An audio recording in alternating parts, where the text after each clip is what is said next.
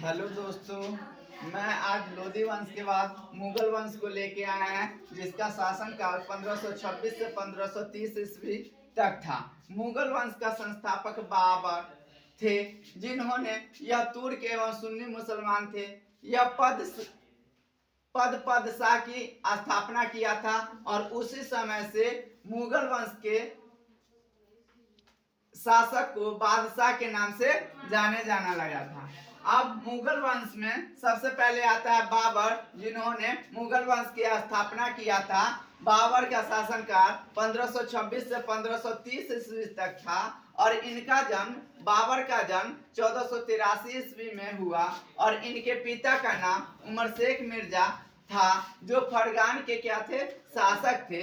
इनके मृत्यु के बाद बाबर ने फरगान की गद्दी पर 1498 ईस्वी में बैठा और बाबर के 4 पुत्र हुए।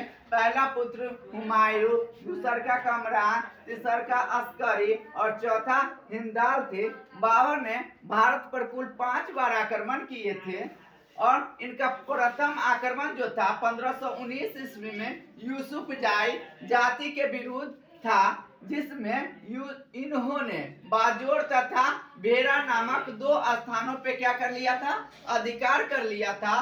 बाबर ने पानीपत के प्रथम युद्ध में तोपखाना एवं तुगलकनामा नीति का प्रयोग किया और यही बाबर के पानीपत के प्रथम युद्ध में बाबर के पास 2 निशानेबाज थे, जो उस्ताद अली था और दूसरा का मुस्तफा थे। बाबर को अपनी उदारता के लिए कलंदर की उपाधि दी गई थी।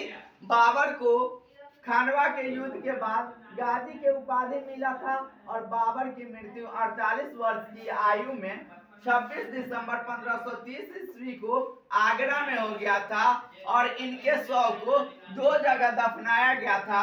पहले आगरा के आराम बाग में, फिर काबुल में उसके शव को दफनाया गया था। बाबर की आत्मकथा बाबरनामा था। बाबर को मुबुयान नामक पद शैली के संस्थापक भी माना जाता है और 4 बाग बनाने की परंपरा जो था वह अकबर के शासनकाल के समय से था। बाबर का उत्तराधिकारी उसका पुत्र हुमायूं हुआ। बाबर द्वारा लड़े गए युद्ध। पानीपत का प्रथम युद्ध जो 21 अप्रैल 1526 ईस्वी को बाबर और इब्राहिम लोदी के बीच हुआ, जिसमें कि बाबर विजय हुए। उसके बाद खानवा का युद्ध 17 मार्च 1527 ईस्वी को बाबर एवं राणा संगा के बीच हुआ, जिसमें बाबर की विजय हुई।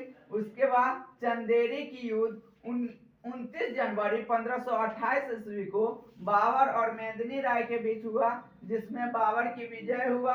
उसके बाद घाघरा का युद्ध 6 मई 1529 ईस्वी को बाबर एवं अफगानों के बीच हुआ, जिसमें बाबर की विजय हुआ। तो मुगल वंश के में पहला टॉपिक बाबर था और बाबर के बाद अब हुमायूं, जो कि नेक्स्ट वीडियो में मैं लेकर आऊंगा।